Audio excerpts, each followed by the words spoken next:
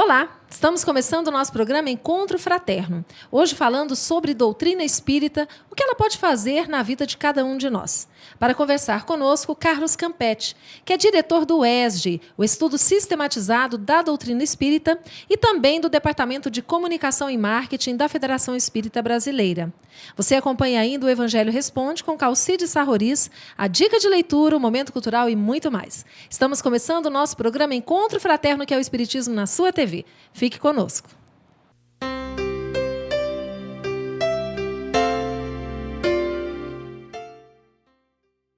Recebendo hoje com muita alegria Carlos Campetti. Carlos, bem-vindo ao programa Encontro Fraterno. Muito obrigado, Ivana. É uma satisfação imensa estar aqui com vocês.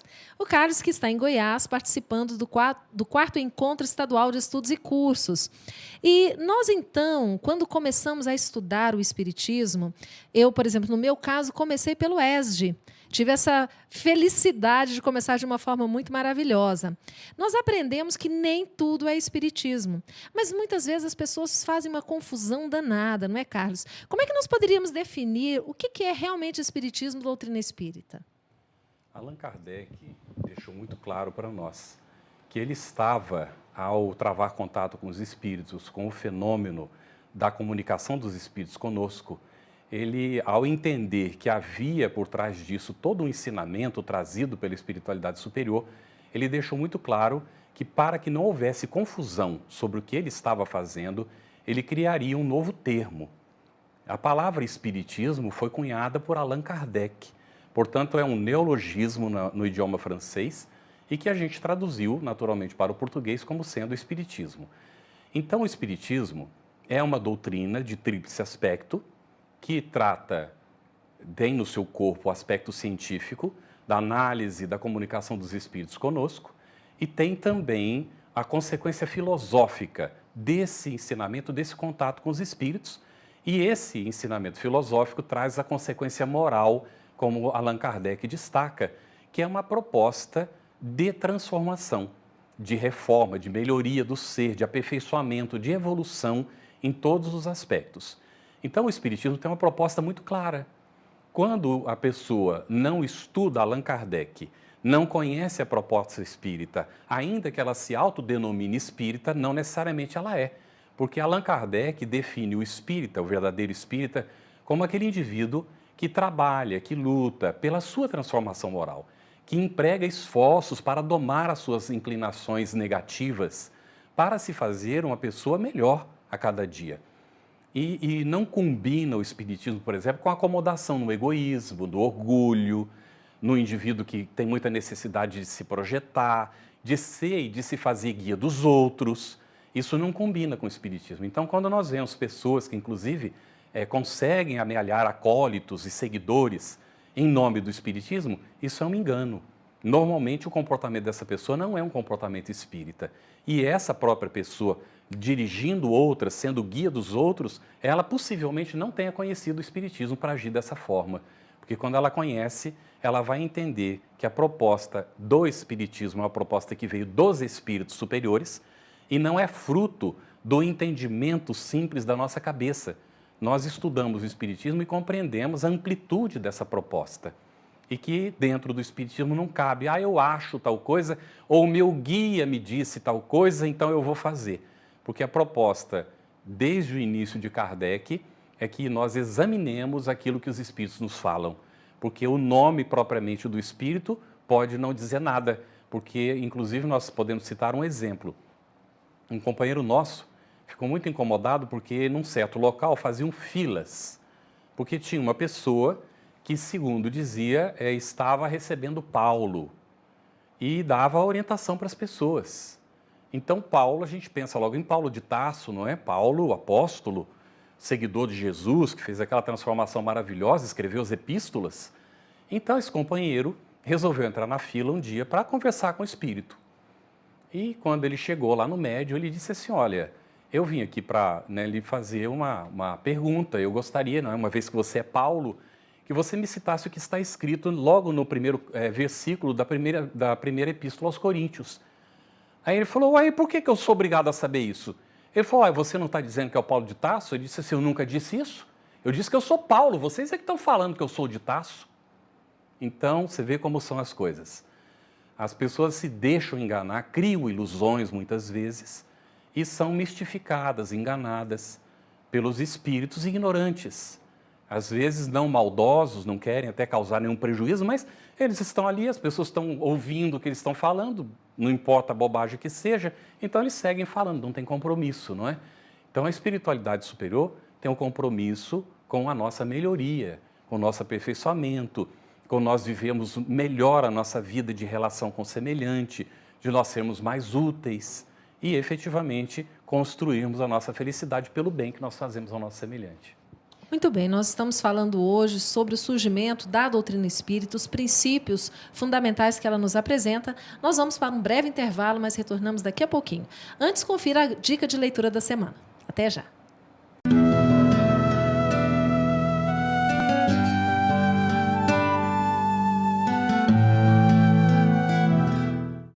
Nossa dica de hoje é um livro muito conhecido no movimento espírita brasileiro, de Francisco Cândido Xavier e pelo espírito de Humberto de Campos.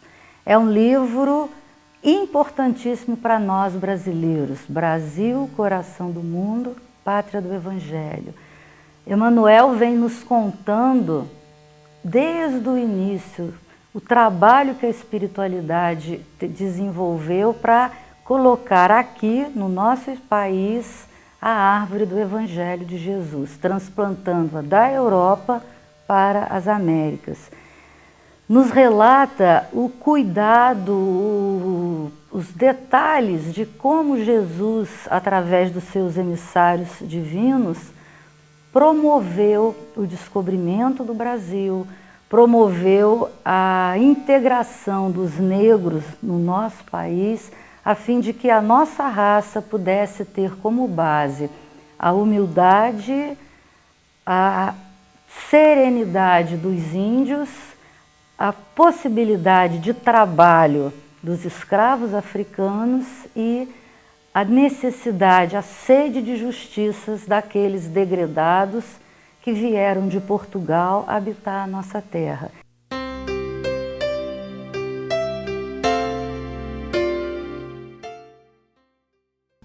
Conheça a Lefé, livraria e editora da Federação Espírita do Estado de Goiás.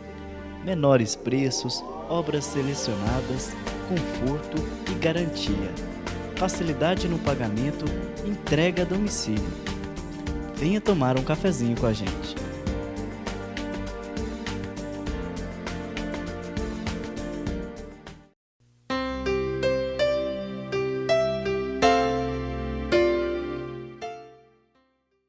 Estamos de volta hoje falando sobre o Espiritismo, seus princípios fundamentais e o que ele pode fazer na nossa vida. Conversando conosco, Carlos Campetti, da Federação Espírita Brasileira.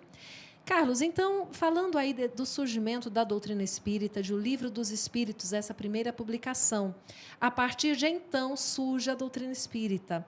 Mas você falava para nós de como Kardec, então, elaborou essa obra, partindo de perguntas feitas por meio de vários médiuns, respondida por vários espíritos, que a gente chama do princípio da universalidade dos ensinos. Isso.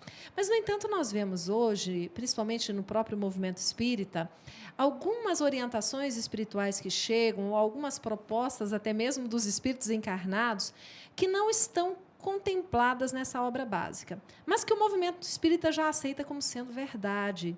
Como é que nós poderíamos orientar aos nossos companheiros espíritas que nos assistem sobre como diferenciar o que é realmente espiritismo do que não é? Ivana, como nós sabemos, é fundamental conhecer a base. Uma pessoa que se diz espírita e não leu, pelo menos leu, a obra de Kardec, ela está em falta com ela mesma, com a própria consciência. Então, mas é preciso mais que isso. Além de ler, é preciso estudar Kardec. Depois de estudar Kardec, ou concomitante com o estudo de Kardec, é necessário conhecer os clássicos do espiritismo, como Leon Denis, por exemplo. Leon Denis, depois de Kardec, é o maior filósofo do espiritismo. Não conhecer a obra de Leon Denis é um problema para a pessoa que se diz espírita. Aí a pessoa olha assim um livro chamado, por exemplo, O Problema do Ser, do Destino e da Dor, que é grosso o livro, e fica assustado, não quer ler, ou começa a ler, não tem o hábito de consultar o dicionário e desiste de ler a obra, ela perde muito, porque ali tem conteúdos preciosíssimos para poder entender o que é o Espiritismo. E essa obra de Leon Denis está conforme a proposta de Kardec. Aí nós vamos a outros autores daquela época, como Camilo Flammarion, como Gelei, e aí nós vemos vários autores clássicos que a pessoa pode conhecer, formando uma boa base do Espiritismo. Depois tem alguns clássicos mais novos, mais modernos, vamos dizer assim, que estão consagrados também dentro do movimento, que vieram complementar a obra de Kardec no sentido de desenvolver os princípios que Kardec recebeu da espiritualidade superior. Porque Kardec usava um critério muito sério. Ele, quando tinha uma dúvida numa questão, por exemplo, os espíritos responderam quando foi perguntado qual o momento em que o espírito se liga ao corpo. Alguns espíritos disseram na hora que ele nasce. E outros espíritos, e aí Kardec, né, responderam na concepção, na hora que há a ligação do espermatozoide e do óvulo para formar aqui o ovo ou o zigoto ali, então naquele momento é que o espírito já começa a ser ligado. Aí Kardec, tem dois tipos de resposta diferente. Qual delas é que é válida? Aí ele manda a pergunta para vários lugares. E a resposta vem como maioria. Ele olha e examina a questão da lógica. Quando ele examina a lógica, ele opta naturalmente por aquela que é a mais adequada como resposta. A ligação se dá no momento da concepção. Porque senão nós estaríamos autorizados a abortar a qualquer momento, se a ligação só se dá no nascimento.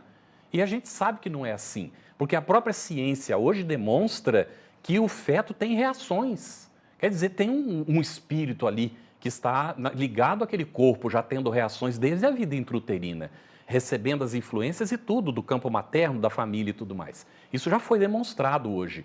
Então, a opção de Kardec era sempre muito coerente, muito lógica, e tem essa base sólida para a gente se apoiar. A Federação Espírita Brasileira, por exemplo, ela recebe entre 10 obras que ela recebe, normalmente ela publica uma ou duas. Nós vamos melhorar essa performance conversando com os autores para fazer aperfeiçoamentos nas obras que eles estão mandando para a gente. Porque os autores são dóceis, eles concordam muitas vezes em fazer alguns deles, né? Outros não concordam, então não tem como publicar. Então, quando a gente vai melhorar essa quantidade de publicações da FEB.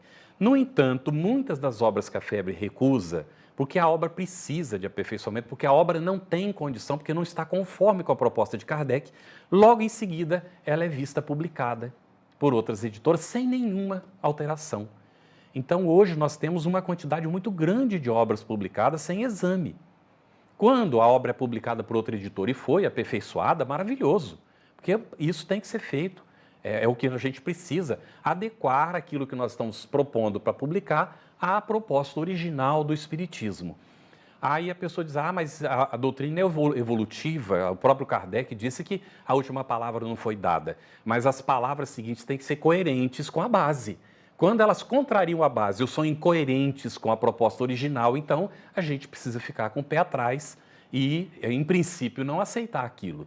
Infelizmente, tem muita coisa publicada hoje de primeira mão. Porque se descobriu, Ivana, isso já há algum tempo, que há um grande apelo do público espírita por obras novas. Isso aconteceu, a descoberta disso começou a acontecer já nos anos 70.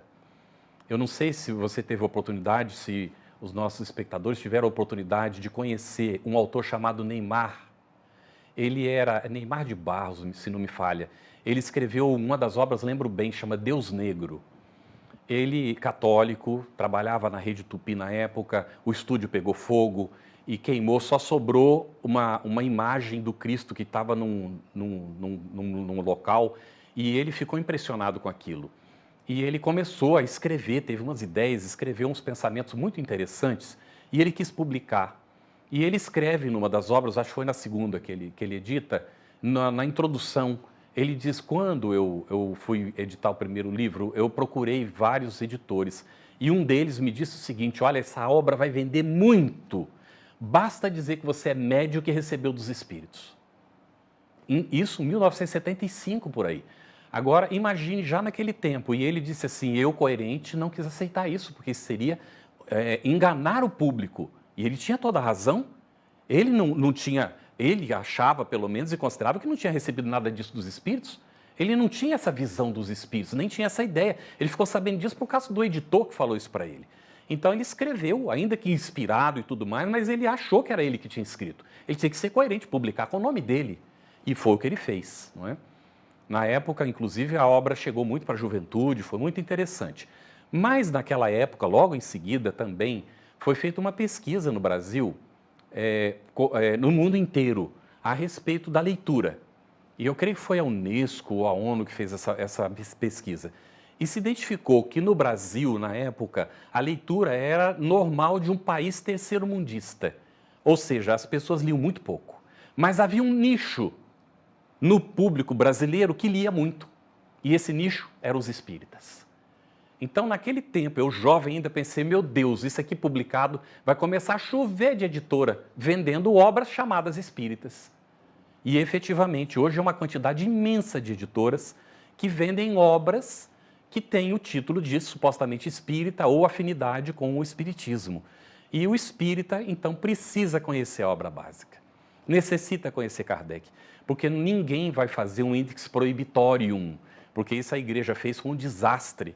O próprio livro dos Espíritos está no Index Prohibitorium da igreja. Ou fazer alguma coisa recomendatória, dizendo quais são as obras que se deve ler, seria um índice recomendatório, também não é recomendável isso.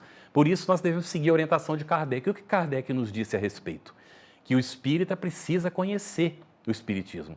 E aí ele vai ter condições de ler tudo que ele chegar a ele e saber selecionar aquilo que efetivamente é construtivo, pode ser recomendado e aquilo que não deve ser recomendado porque efetivamente está fora da proposta espírita. Se está fora da proposta espírita é uma coisa boa, agrega, ajuda as pessoas a se desenvolverem, ótimo. Agora, se vem contrariar e prejudica as pessoas, desvia a atenção, agrega uma série de ideias que fazem as pessoas perderem tempo, para que esse tipo de literatura? Eu vou concluir a ideia colocando aqui André Luiz, quando ele visita a casa da irmã Laura. Num dado momento, ele está de pé diante de uma biblioteca com alguns livros. E ela diz para ele, André, se quiser levar para ler, pode escolher qualquer deles, porque em nosso lar não entra certos tipos de literatura. A minha pergunta é, no seu lar, qual é o tipo de literatura que você está permitindo? Que os seus filhos vão ter acesso, que a sua família está compulsando? Bom, vocês viram que o papo está muito interessante, nós vamos fazer novamente uma pausa, mas antes do intervalo, o Evangelho Responde. Nós voltamos daqui a pouquinho.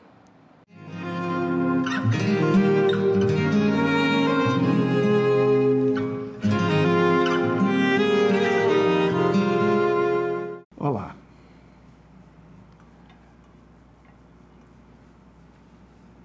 Um texto de Mateus, capítulo 8, versículos 28 a 32, que também se encontra em Marcos, capítulo 5, versículo 1 a 20. Há uma aparente contradição entre Mateus e Marcos. Jesus chega com seus discípulos na região de Gadara. Assim fala Mateus. Marcos diz Gerasa, que era uma outra cidade, próxima de Gadara, na região de Decápolis, 10 cidades de culto, de procedimento helenizado, grego, portanto. Há uma contradição, Gadara ou Gerasa? Porque ali, nessa localidade, Jesus auxilia um homem altamente obsidiado por um espírito muito imperfeito. Mateus diz que são 2 os endemoniados, Marcos diz um só. Essa questão de número a gente pode ultrapassar, mas fica também aí essa curiosidade para a gente, para o estudioso. Seriam 2 mesmo ou apenas 1? Jesus o livra ou os livra do obsessor, melhor dizendo, dos obsessores, pois que eles mesmos se denominam de legião. Quem és tu? Perguntou Jesus. E o Espírito responde, através do jovem obsediado. Legião é o meu nome, porque somos muitos. E Jesus, então, a sua misericórdia imensa, diz para aquele espírito, ou para aqueles espíritos, para saírem do moço endemoniado, obsidiado. E eles saem e ocorre um fenômeno. Uma vara de porcos ali estava, e o texto diz que os espíritos entraram nos porcos, e os porcos, se assustando, correram e caíram no precipício e se projetaram no mar, lá embaixo. Essa informação nos indica que não foi na cidade de Gerasa, pois que a cidade de Gerasa ficava a 32 quilômetros de distância do mar. A cidade de Gadara ficava a 8 quilômetros. Também seria um trecho muito grande para os porcos correrem até caírem no mar. Mas não foi exatamente na cidade, mas no município, na região pertencente à cidade de Gadara. Fica aí essa correção que Mateus faz com relação ao Evangelho de Marcos. Mateus, que conhecia muito bem a região, mostra que a cidade era Gadara e não Gerasa, conforme registrou, por engano, Marcos. Mas e a questão de espíritos entrarem em corpos de porcos? É possível? Não. Nem nos porcos, nem em pessoa alguma. Os espíritos, conforme nos ensina a doutrina espírita, comandam a mente da pessoa, não entram no corpo. O termo possessão é um termo indevido. O termo melhor utilizado é subjugação. Porque se subjuga a mente da pessoa e passa a comandá-la sem precisar entrar no corpo. O que fez os porcos correrem? A vibração muito baixa, terrivelmente baixa, assustou os animais. E eles, assustados, como se tivessem ouvido um grito, algo assim, vibração muito pesada, até mesmo para os animais. Vejam até onde que pode descer o ser humano.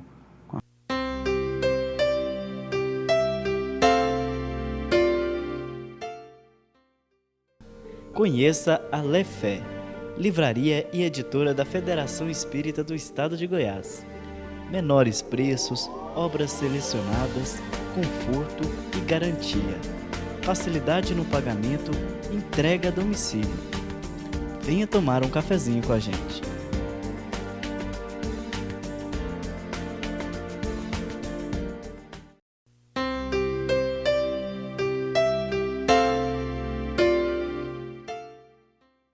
Estamos de volta hoje falando sobre espiritismo, conversando conosco Carlos Campetti.